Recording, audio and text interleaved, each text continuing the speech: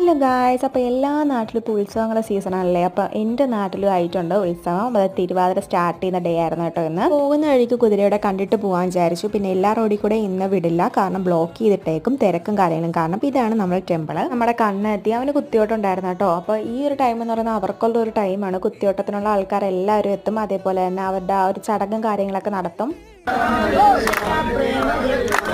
കണ്ടതായിരുന്നു കേട്ടോ കുത്തിയോട്ട കളി എന്ന് പറയുന്നത്. അങ്ങനെ കുഞ്ഞു പിള്ളേരും വലിയ ആൾക്കാരും ഒക്കെ കളിക്കും. അതിനൊരു പ്രത്യേക ഒരു ഭംഗിയും കാര്യങ്ങളൊക്കെയാണ് കേട്ടോ കണ്ട് നിൽക്കാനായിട്ട്. അപ്പോൾ അത് കഴിഞ്ഞ് നേരെ നമ്മൾ വണ്ടി എടുത്ത് എനിക്ക് നേരെ കുതിരേനെ കണ്ട് തൊഴുത് കുറച്ച് ഫോട്ടോസും കാര്യങ്ങളൊക്കെ എടുക്കണമെന്നുണ്ടായിരുന്നു. അങ്ങനെ പോയിട്ടുണ്ടായിരുന്നു.